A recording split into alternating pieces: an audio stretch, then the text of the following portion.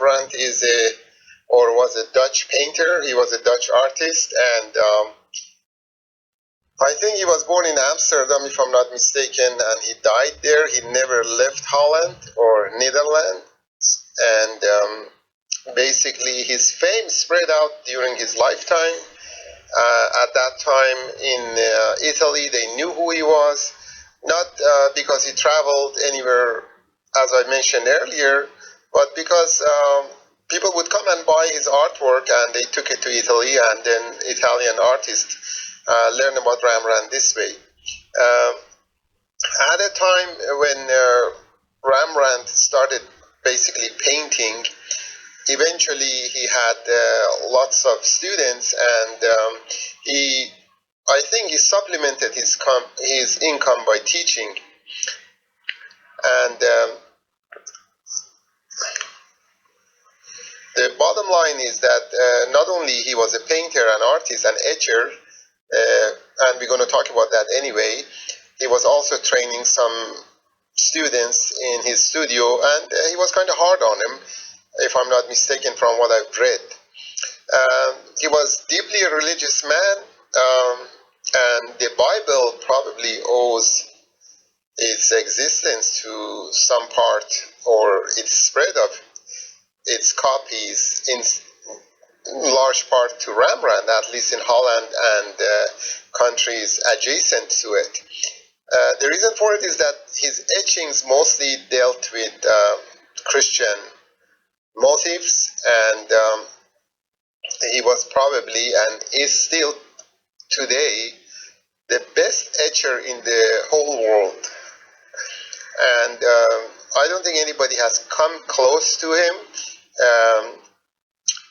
Basically, he did a lot of drawings for the Bible. You have to understand that back then there was no printing per se. And the way they printed the pictures was basically through the process of etching. And this etching is, in a simplest form to explain it, is using a sharp object, even a nail, and scratching a plate, and then running the paper over it. And it's, of course, a kind of complicated process, but this was one of the ways to make prints. Of course, before this process, there was wood block printing, and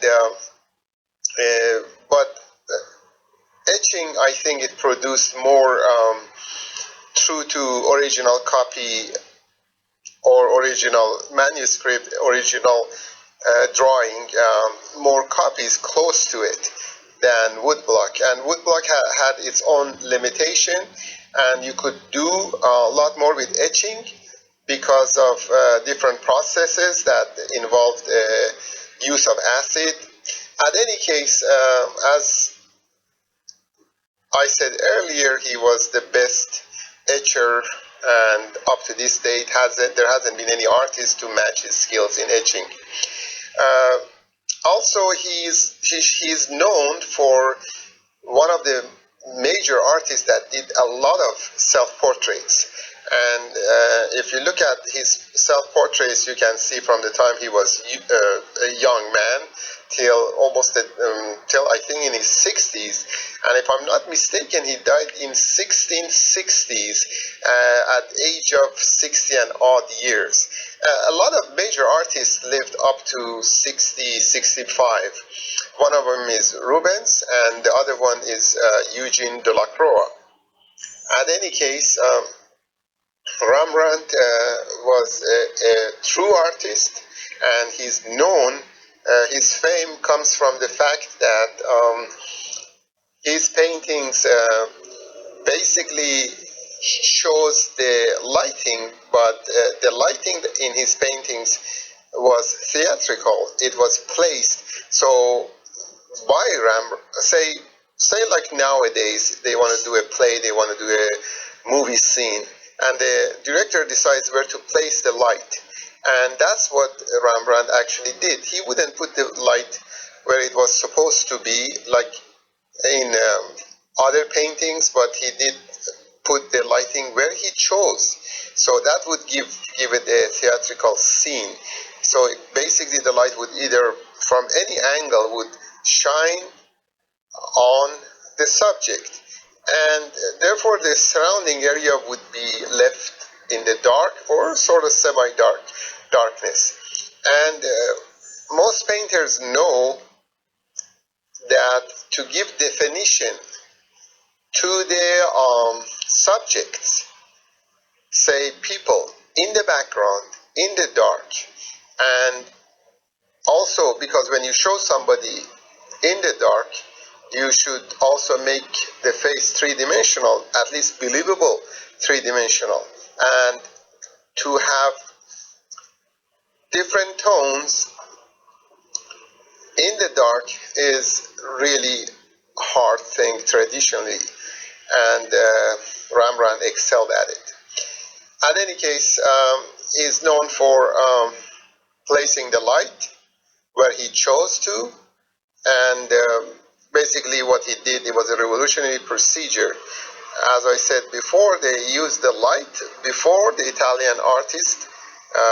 Many of them made the use of focusing the light on the subject, but to place it at different places in relation to the whole composition, that was Rembrandt's invention.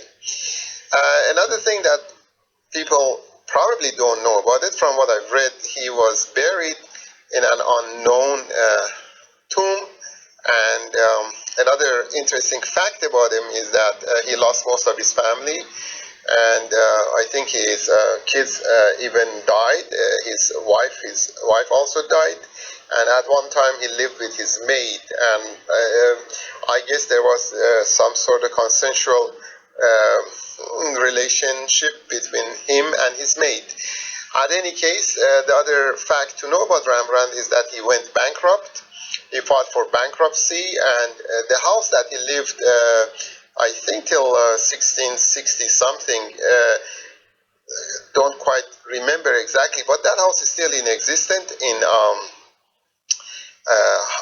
Amsterdam. I've personally visited it and has some art collections in it. And he had to leave the house because as a part of the court hearing at the time, he basically had to give up the ownership of the house. Anyhow, he didn't have a good ending. He had basically overall, he had a tragic life, as great as the artist that he was. There is a famous book that I came across while I was working at the library, at Boise State Libraries. I think it's called Rembrandt 1642, and it was written by a contemporary physician that I'm not sure if he met him in 1642 or prior to that, that he notices an artist painting, in the middle of a street someplace. And while he was painting, there is a fight going on, and people started firing their guns, and I think some people got hit and got killed. And when this physician is looking at the whole thing from a distance, he notices that this man doesn't even move, doesn't even pay attention to the gunfire around his, basically very close to where he was. So that's how absorbed he was in his art. So that's how the physician remembers him, and years later when he gets a chance to meet him and became his friend, then he also dedicated part of his book in, I guess, writing about Rembrandt. So these are some minor things people, or minor or major things people need to know about the artist, because looking at someone's artwork doesn't give you the whole picture. If you know something about physical, psychological, emotional status of the painter at the time, at his contemporary time, that gives you a better insight into his artwork. And most people, when they go to museums, they just see the visual aspect of an artwork, and that is hardly enough. Anyway, I hope you find this interesting, and I could possibly in future make more videos like that. Take care. See you soon.